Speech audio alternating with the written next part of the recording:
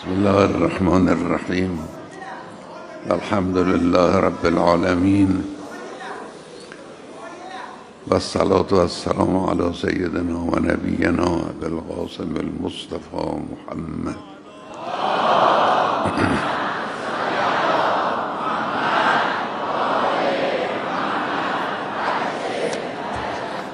و علی آله الاطیبین الاطهرین المنتجبین سیما بقیت الله فی الارضین.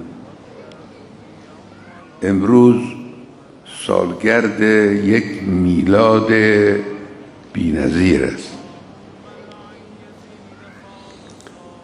هم از حیث مولد بی‌نظیره، هم از حیث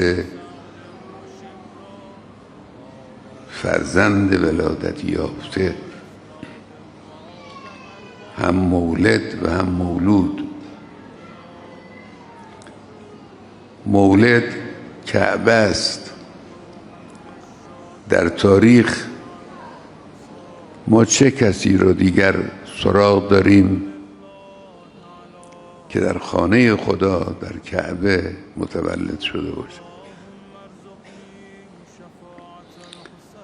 مولود علی مرتضی سلام الله علیه است که درباره ایشون چند جمله بعداً عرض خواهم کرد.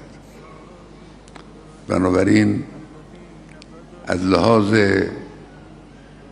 ولادت این بزرگوار روز 13 رجب یک روز استثنایی و بی‌نظیره.